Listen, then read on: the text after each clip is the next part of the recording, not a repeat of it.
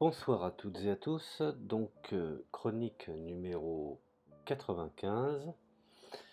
Et dans cette chronique que j'ai mûrement réfléchi, je vais vous expliquer le concept du Beaufru.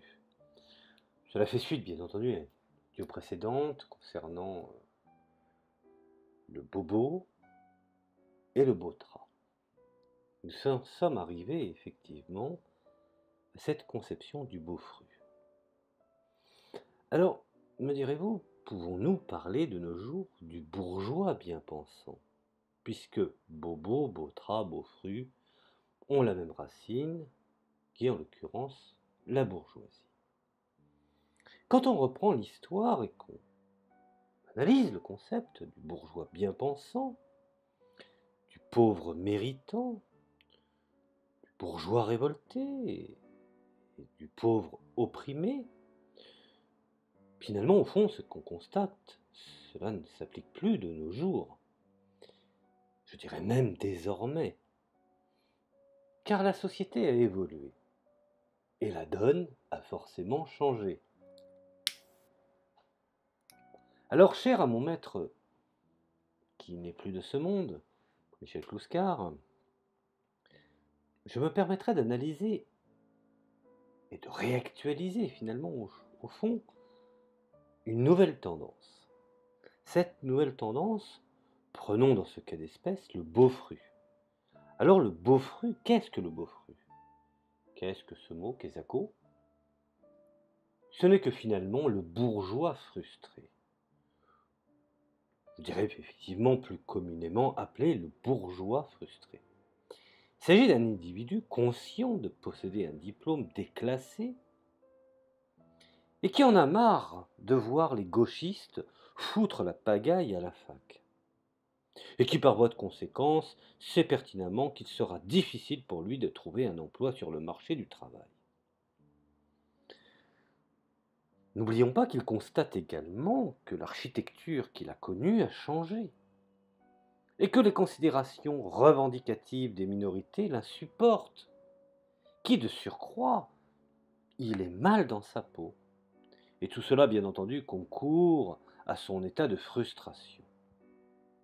Pour sortir de cette aliénation, il va se découvrir à être un identitaire.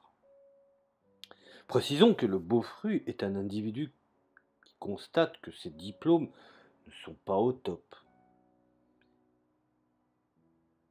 et se sent infériorisé par rapport à d'autres personnes qui, dans le cadre familial par exemple, ou certains, même au nom de dire, sont des polytechniciens. Prenons l'exemple, tout à fait, je dirais, caractéristique, d'un père, d'un Beaufru, qui est polytechnicien.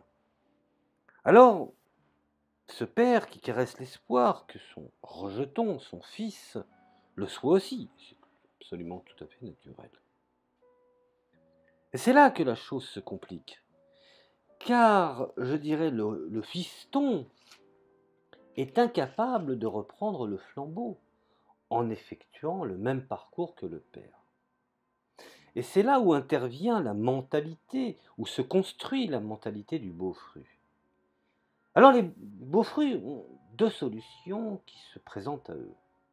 Soit être complexés toute leur vie, et si effectivement le complexe devient une dynamique ou un leitmotiv, ils deviennent Beaufrus, car dénigrant ce qu'ils n'ont pas été capables de faire, se permettant même de conseiller aux fils d'ouvriers de faire Polytechnique.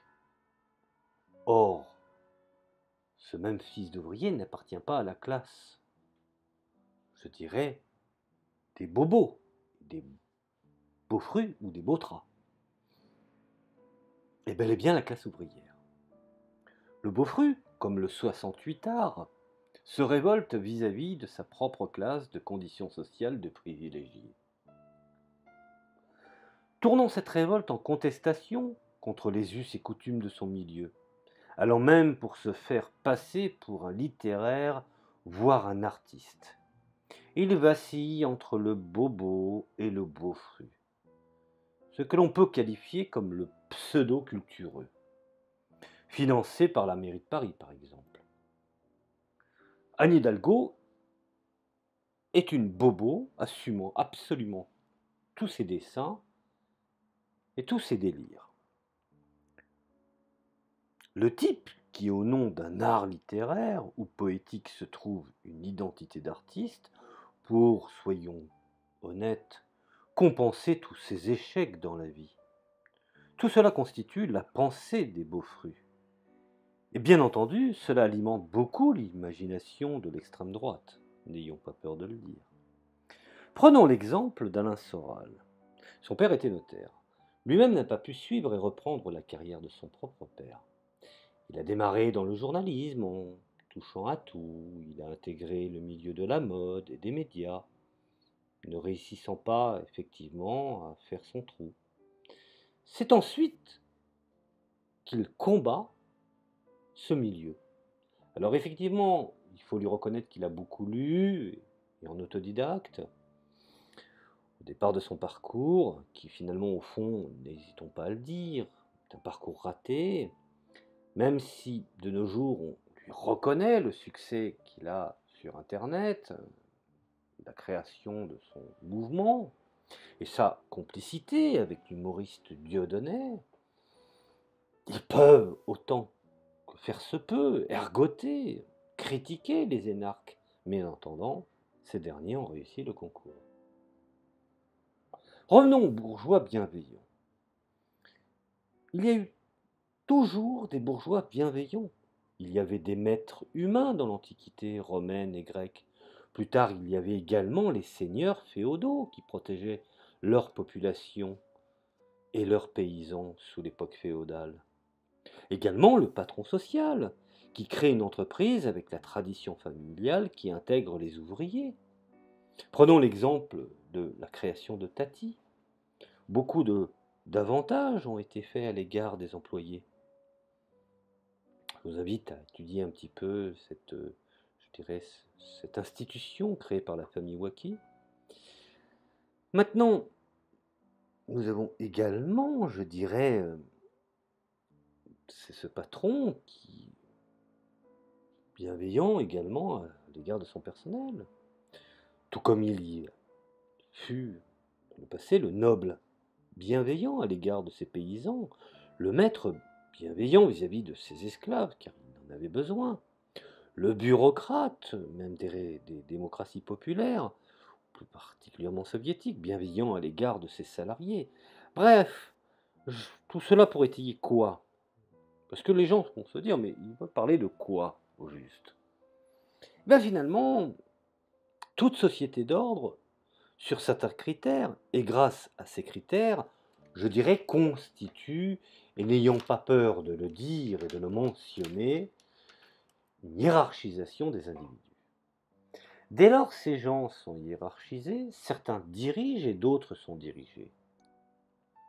Quant à ceux qui dirigent et qui ont le pouvoir de juger les dirigés, certains reconnaissent aux dirigés une forme de mérite, ce que l'on qualifie comme des dirigés méritants. Certains reconnaissent à d'autres que ce sont des mauvais types, jugés comme moins bons, dès lors que nous sommes sous cette forme de direction. Il y en a pour qui il faut la contester. Le plus souvent, des gens issus de cette direction, surtout par l'incapacité d'accorder à la valeur ultime des dirigeants, bref, également par des sentiments tout à fait, je dirais, qualifiables, tels que la jalousie personnelle. Il ne serait pas juste également de mentionner quelques-uns qui auraient des idées originales. Je dois quand même le signifier, cela est assez rare, mais existant. Bon. Il faut savoir que ces individus sont contre l'ordre. Ce sont des bourgeois. Et nous sommes dans un affrontement des bourgeois révoltés contre les bourgeois méritants. Les bourgeois révoltés vont aller chercher dans l'oppression générale le peuple opprimé. Mai 68 en est une illustration édifiante. Mais il y a donc le peuple méritant, ceux qui travaillent, qui élèvent leurs enfants dignement, qui les envoient à l'école, qui payent leurs impôts, et qui ont l'esprit, ou du moins qui ont à l'esprit du travail bien fait, et qui sont honnêtes dans leur comportement. Rappelez-vous, le bon paysan, le bon ouvrier, etc. Alors pour un socialiste patriote radical, un bon ouvrier, c'est cela. Mais il y en a qui n'y arrivent pas. À partir du moment qu'il y a des opprimés, des ouvriers qui voient le mal et qui vivent ce mal-être, où l'économie fonctionne, je dirais, au quart de tour, nous avons des gens qui profitent de cette faille et qui contestent l'ordre établi. Ils vont aller rechercher des pauvres opprimés, ils vont faire appel au peuple, au prétexte que le peuple est opprimé. Ils s'imposent, moi je prends la défense du peuple. Et ils mettent en place une révolution sans aucune réflexion. Finalement, je dirais plus une révolte, sans aucune idéologie précise. Et que se passe-t-il ensuite? Il faut dénoncer le peuple méritant, et on détruit les infrastructures du peuple méritant, au nom du peuple opprimé, et au bout du compte, l'affrontement est inévitable, et si certains veulent passer par les élections, ils savent très bien qu'ils n'obtiendront pas la majorité. Et si la tentation de la révolte se met en place, cela va trop loin. L'économie est détruite, crescendo, toutes les classes intermédiaires s'effondrent, et sont complètement ruinées, et la nation est effondrée. Et dans la pagaille, personne ne veut, en définitive, de cette révolte, car en définitive, c'est la catastrophe pour tous. N'oublions pas qu'aujourd'hui, il est très aisé de parler de rebelles. Les rappeurs sont des rebelles, les musulmans sont des opprimés rebelles, les rebelles syriens, les rebelles kurdes, tout le monde est rebelle.